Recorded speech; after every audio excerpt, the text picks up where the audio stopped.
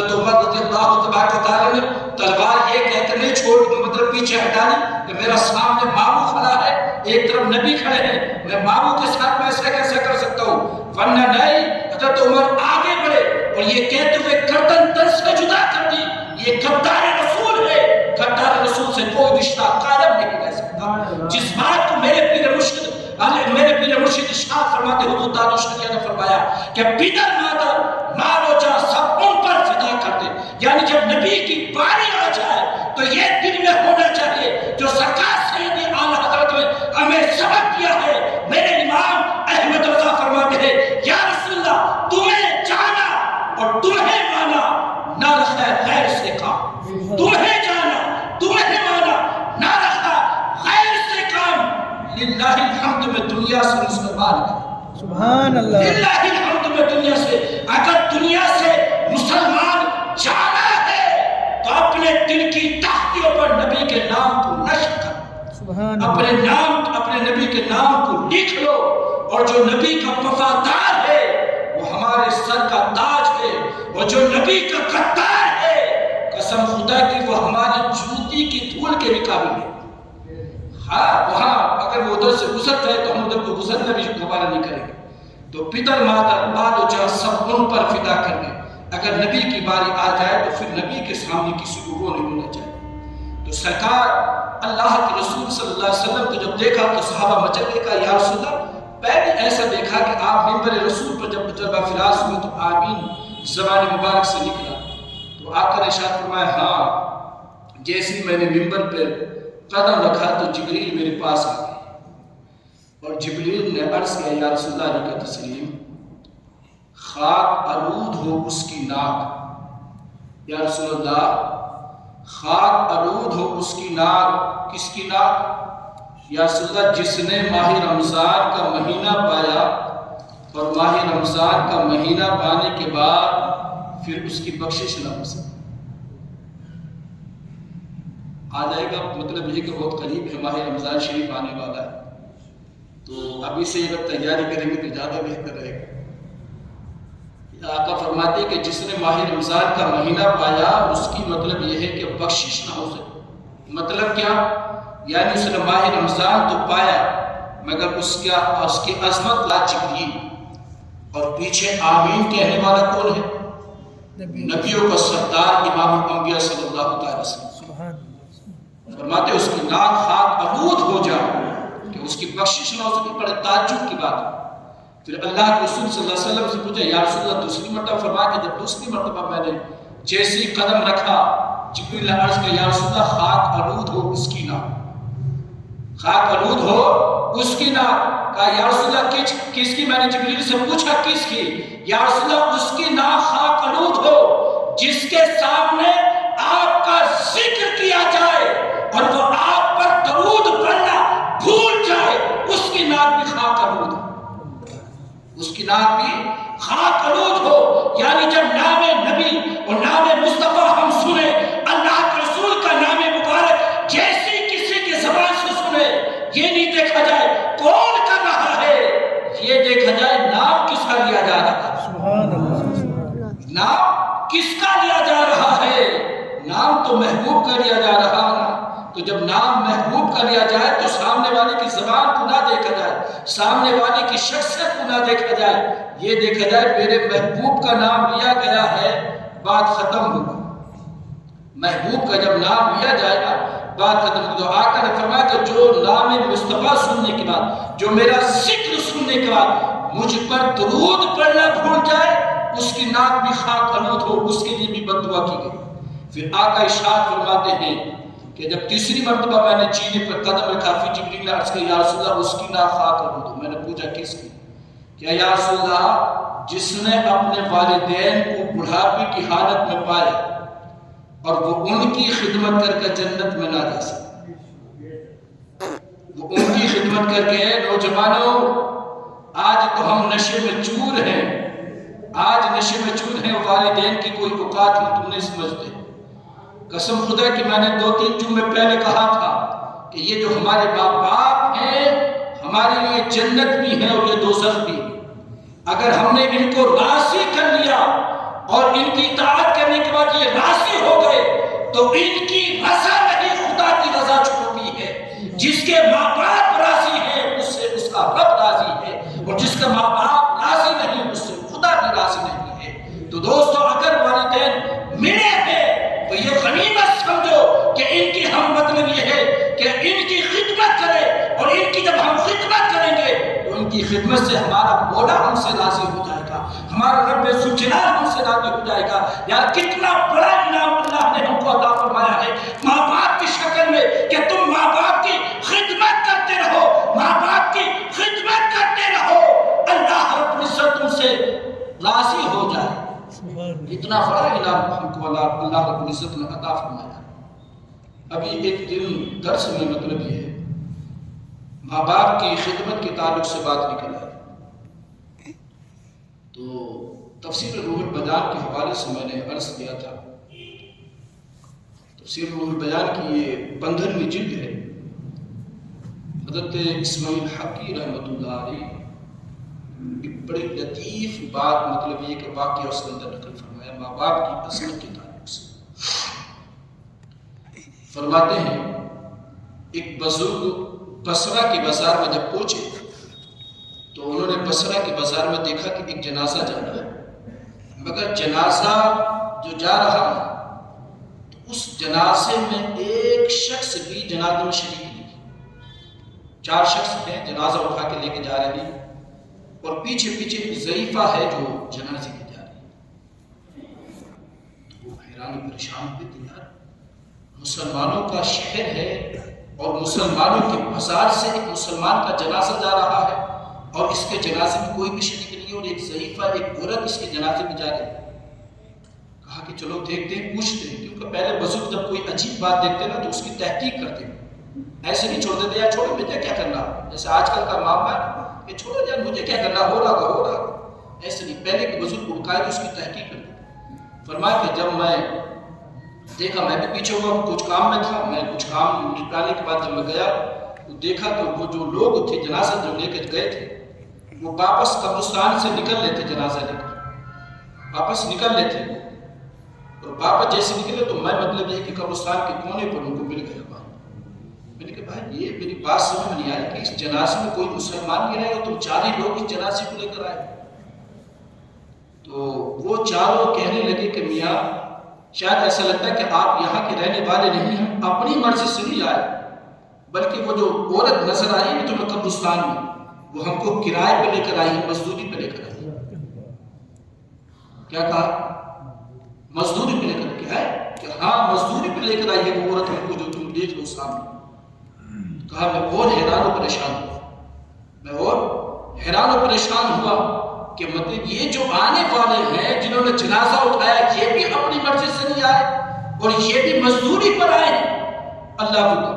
کہا کہ میں انتظار کرتا رہا، دیکھا تو وہ آگے اور قبرستان کے قریب گیا، دیکھا تو وہ ضعیفہ وہاں قبر کے پاس کھڑی تھی،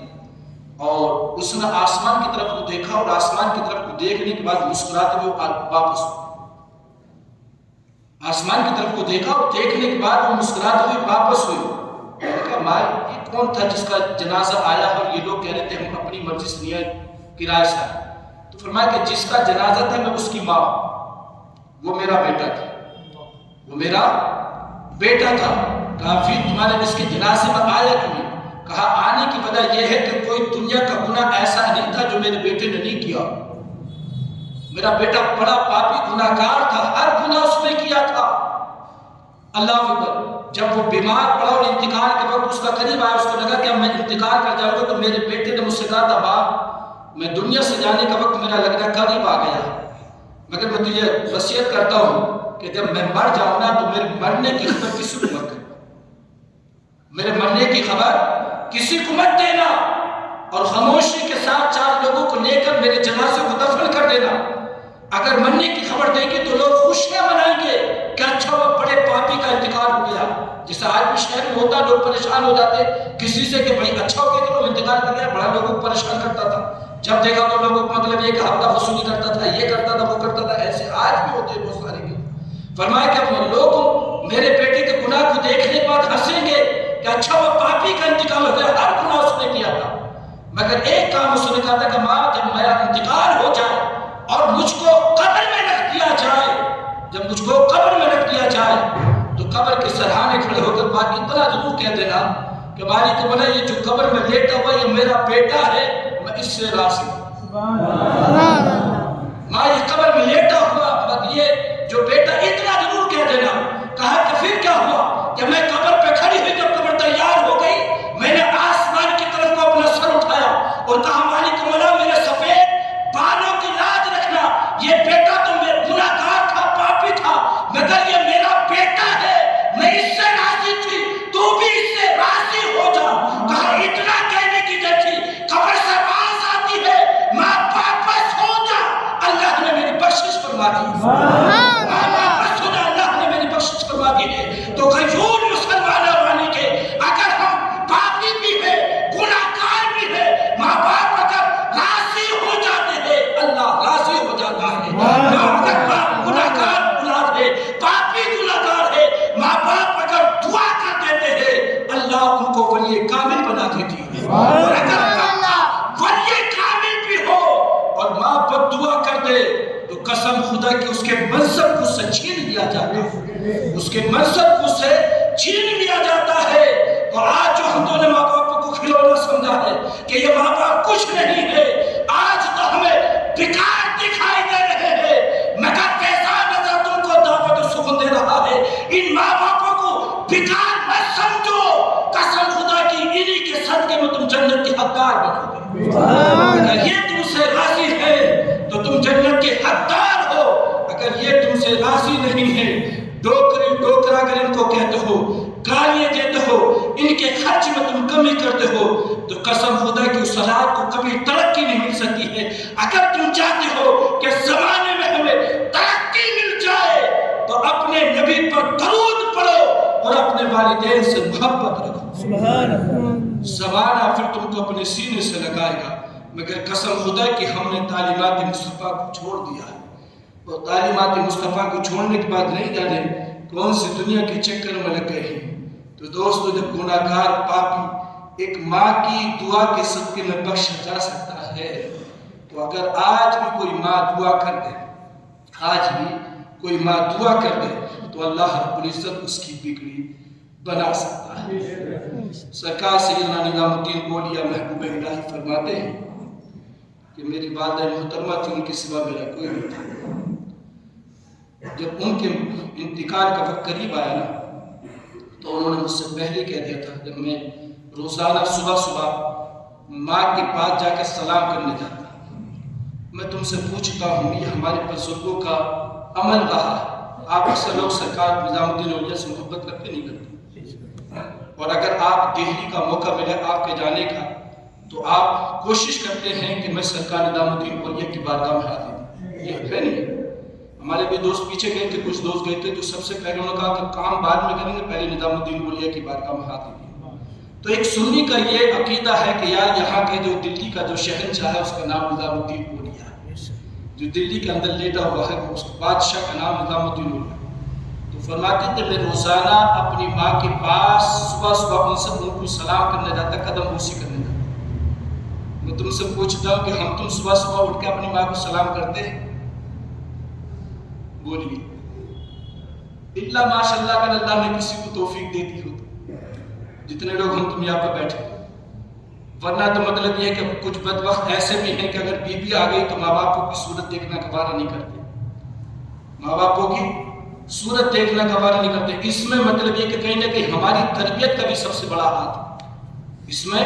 ہماری تربیت کا بھی سب سے بڑا ہاتھ ہے۔ تو دوستو ہم تم مطلب یہ کہ حج کرنے کے لیے جاتے ہیں کعبہ شریف،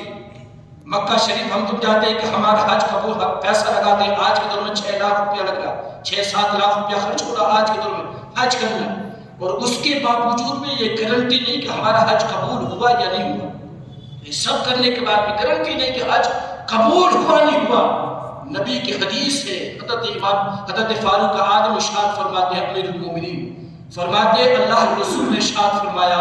عمر جس نے محبت کے ساتھ اپنے ماں باپ کے چہرے کو دیکھا اللہ مقبول حج کا ثواب عطا کر دے گا، اللہ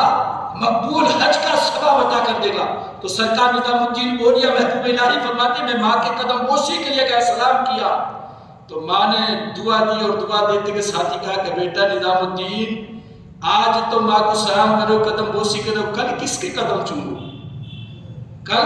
کس کے قدم چومو گا تو میں سمجھ گیا سرکار فرماتی نظام الدین میں فرماتی کہ میں سمجھ گیا کہ کل کو میری والدہ مجھ کو نہیں ملے گی انتقال ہو جائے گا اللہ اکبر فرمایا میں رونے لگا ماں کے قدم پکڑ کر اور ماں کے قدم کو پکڑنے کے بعد یہ نظام الدین اولیاء ہے کہ قسم خدا کی اگر نظر ڈال دیتے ہیں تو گناہگاروں کو فری بنا دیتے ہیں میں اس شخص کی بات کر رہا ہوں فرمایا کہ میں قدم پکڑ کر لپٹ گیا فرمایا ماں تو دنیا سجا رہی ہے یہ تو بتا مجھے کس کے سہارے پہ چھوڑ کے جا رہی ہے مجھے کس کے حوالے کر کے جا رہی ہے کس کے سہارے چھوڑ کے جا رہی ہے اللہ اکبر تو میری والدہ نے کہا بیٹا نظام الدین کل بتائیں گے فقر میں آگے کل بتائیں گے اللہ اکبر آج جا کر متفکر حضرت باپ فرید بن شکر کے جو بھائی ہیں ان کے گھر پہ جا کر تم آرام کرو فرمایا رات بھر بے قراری کے عالم میں گزری کربٹوں پہ کربٹیں بدلتا کا نیند رہی جب فجر کی نماز سے فارغ ہوا تو ماں کی قمیض میرے پاس آئی دوڑتے ہوئی کہ والدہ نے تم کو یاد کیا میں سمجھ گیا والدہ زندہ ہے میں پاس پہنچا سلام کیا قدم بوسی کی اور قدم بوسی کرنے کے بعد فرمایا کہ بیٹا نظام الدین کل تم نے سوال کیا تھا کہ مجھے کس کے بھروسے پہ چھوڑ کے جا رہی ہے کس کے سہارے چھوڑ کے جا رہی ہے ماں نے میرا ہاتھ پکڑا اور ہاتھ پکڑنے کے بعد بلند کیا اوپر کیا اور اوپر کرنے کے بعد کہا بیٹا میں تجھ کو اللہ کے حوالے کر کے جا رہی ہوں میں تجھ کو اللہ کے حوالے کر کے جا رہی ہوں فرمایا کہ اس جملے کا سننا تھا فرمایا کہ اتنی مجھے خوشی ہوئی مجھے اگر ماں ساری کائنات کی دولت چھوڑ کے بھی جاتی اتنی خوشی نہیں ہوتی اس جملے کے سننے کے بعد جتنی خوشی مجھ کو ہوئی یعنی میں تجھ کو اللہ کے حوالے کر کے جا رہی ہوں اب جس کو اللہ کا حوالہ مل جائے جو اللہ کے بھروسے ہو جائے پھر اس کو اس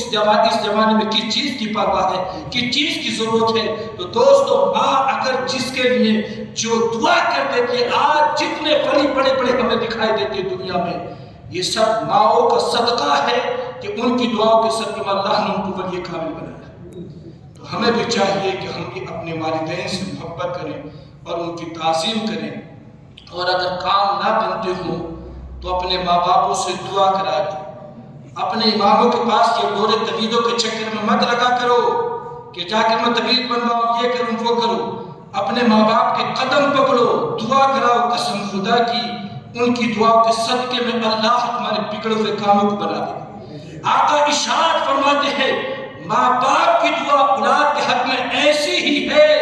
جیسے نبی کی دعا امتی کے حق میں ہوتی ہے یعنی ایک طرف نبی جو امتی کے حق میں دعا کرتا اللہ قبول فرماتا ہے ایسی والدین جب اولاد کے حق میں دعا کرتے ہیں اللہ قبول فرما دیتا ہے تو دوستو ہمیں چاہیے ہم اپنے والدین کی عزت حاصل کریں آمین وآخر دعوانا الحمدللہ رب العالمین ایک مرتبہ کلمہ طیبہ پڑھیے لا الہ الا اللہ محمد رسول اللہ صلی اللہ علیہ وسلم ان حضرات نے سنت